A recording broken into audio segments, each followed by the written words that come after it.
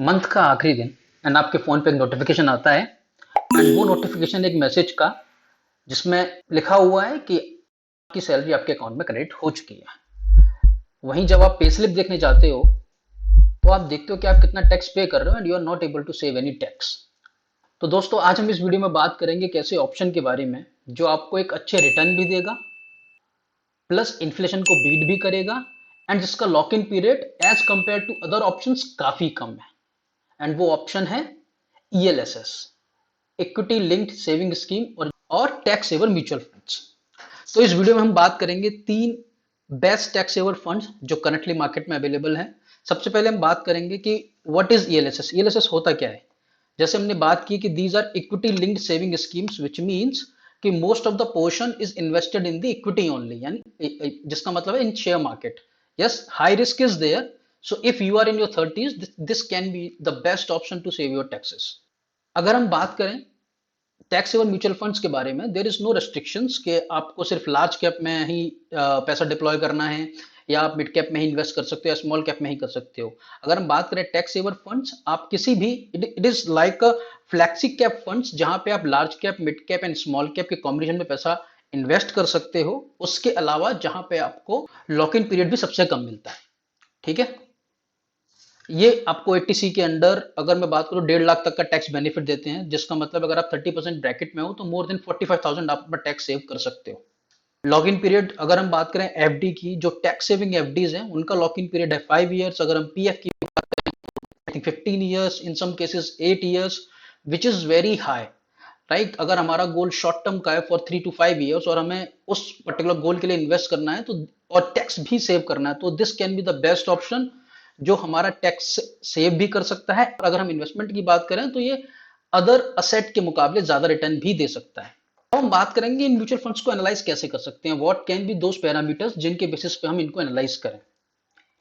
तो सबसे पहले आता है AUM. AUM means asset under management. For example मेरा एक म्यूचुअल फंड है जो कि 10,000 करोड़ का एयूएम मैनेज कर रहा है, 10,000 करोड़ का अमाउंट मैनेज कर रहा है।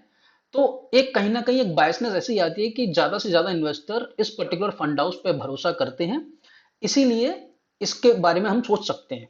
राइट, तो कहीं ना कहीं ये कंफर्मेशन बायस की तरह काम करता है। दूसरा पैरामीटर मैं लेके चलता हूं वो है एलोकेशन इन सेक्टर। जैसे फॉर एग्जांपल अगर हम बात करें आने वाले टाइम के बारे में, तो ये हम सब जानते हैं और ये मेरा अपना भी मानना है कि आने वाले टाइम में tech sector which means IT sector, financial sector, auto sector and capital goods, ये जो 4 या 5 सेक्टर्स हैं वहां पे काफी बड़ी ग्रोथ है।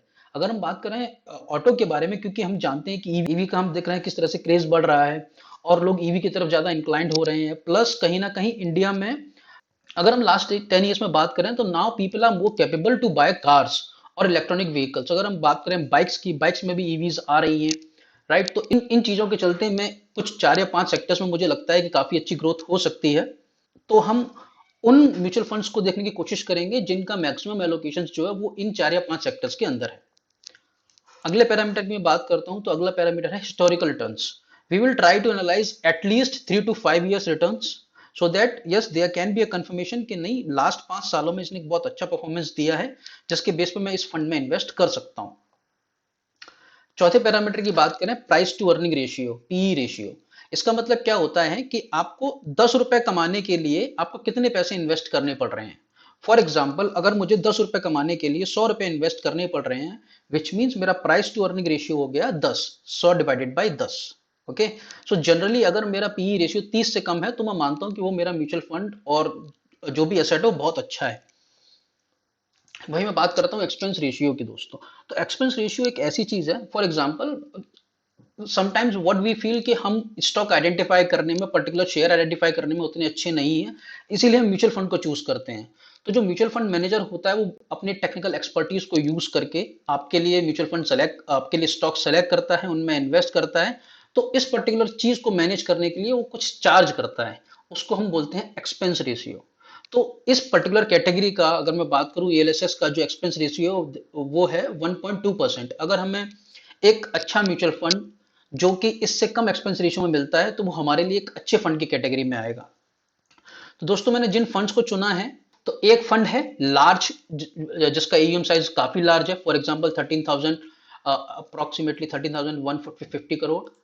सेकंड वन सेकंड जो फंड है उसका साइज है 4000 करोड़ एंड थर्ड जो फंड है उसका उसका साइज है 700 करोड़। हम इन तीनों फंड्स को समझेंगे एंड ये अपनी कैटेगरी में बेस्ट क्यों है उसको भी जानेंगे।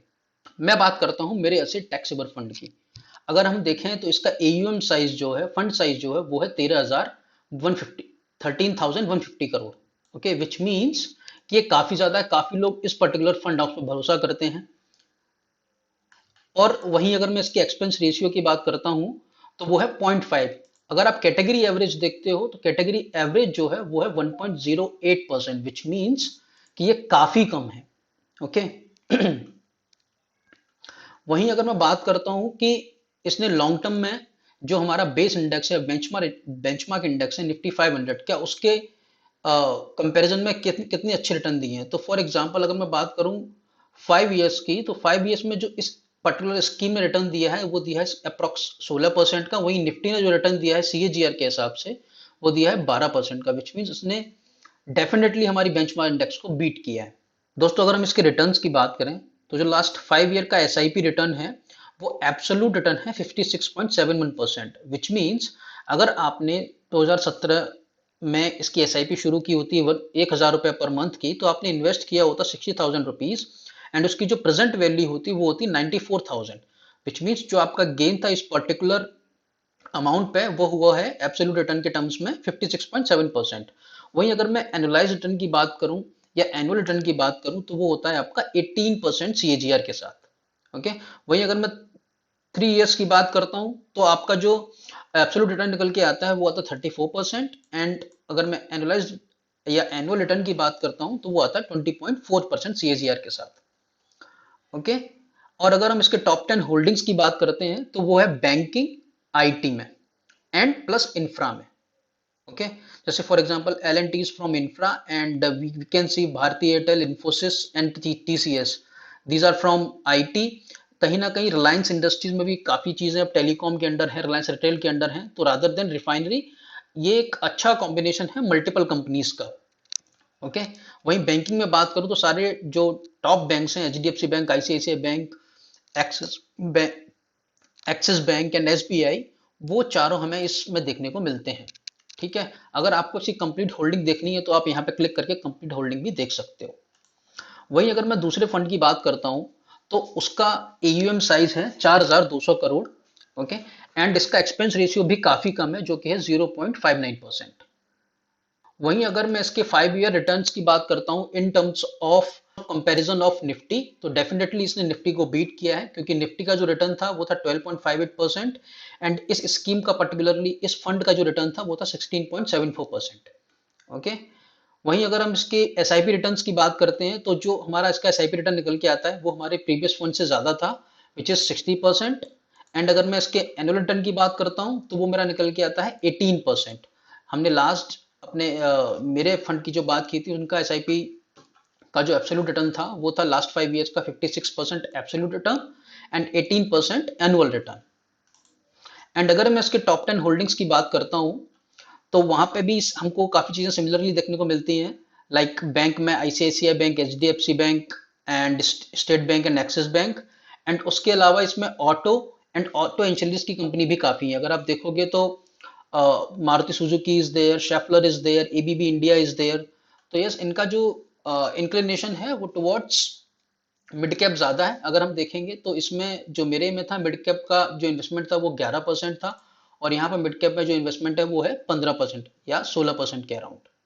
ओके, तो इसके जो मेजर सेक्टर्स निकल के आते हैं इन्वेस्टमेंट के वो है बैंकिंग, फाइनेंशियल्स प्लस ऑटो। वहीं अगर हम तीसरे फंड की बात करें जो है पराग पारिक टैक्स सेवर फंड, ये फंड साइज इसका जो फंड साइज है, इसका जो एयूएम है वो काफी छोटा है, वो है 733 करोड़।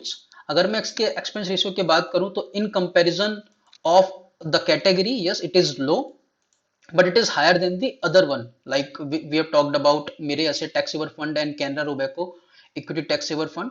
तो उनके कंपैरिजन में इसका एक्सपेंस रेशियो आपको ज्यादा दिखेगा, बट कैटेगरी एवरेज के कंपैरिजन में ये कम है। वहीं अगर मैं बात करता हूं इसके रिटर्न्स की in comparison of Nifty, okay, तो ये फंड इंट्रोड्यूस हुआ था 12 जून 2020 को। तो उसके बाद जो इसने रिटर्न दिए हैं वो है 24.21% एंड जो निफ्टी के रिटर्न है वो है 15%। ओके। वहीं अगर मैं इसके एसआईपी रिटर्न्स की बात करता हूं तो जो लास्ट 3 साल का इसका रिटर्न है वो है 44.46% एंड इसका जो एनुअल रिटर्न निकल के आता है वो आता है 25.38%। इसका इधर अगर हम देखें एनुअल रिटर्न ज्यादा है क्योंकि हम शॉर्ट ड्यूरेशन में देख रहे हैं। उनका जो हमने कैनरा रोबेको और मेरे एसेट का देखा तो हमने 5 ईयर्स का देखा था। ओके। तो जब भी हम लंबे टाइम फ्रेम पे बात करते हैं एनुअलाइज रिटर्न थोड़ा सा कम हो जाता है। अब बात करते हैं दोस्तों इसके एलोकेशन की। तो इन्होंने स्मॉल कैप में इन्वेस्टमेंट ज्यादा किया हुआ है, लार्ज कैप में ज्यादा किया हुआ है। अगर आप देखोगे तो मिड कैप में इनका एक्सपोजर उतना ज्यादा नहीं है as compare to other funds. अगर हम इनके इन्वेस्टमेंट पोर्टफोलियो की बात करते हैं जो कि टॉप 10 स्टॉक हैं तो उसमें हमको दिखता है finance sector, NBFC, this is from FMCG and banking sector. Like इनकी इन्वेस्टमेंट जो है वो काफी डाइवर्सिफाइड है, तो इसको भी आप कंसिडर कर सकते हो फॉर लॉन्गर टर्म। तो दोस्तों इस वीडियो में हमने जाना कि किस तरह से हम एक म्यूचुअल फंड को एनालाइज कर सकते हैं फॉर टैक्स सेविंग, जो हमारे इन्वेस्टमेंट को भी रखेगा। और इनमें मिनिमम इन्वेस्टमेंट कई फंड्स में आप 500 रुपए से भी शुरू कर सकते हो मंथली, प्लस 1000 रुपए से भी शुरू कर सकते हो।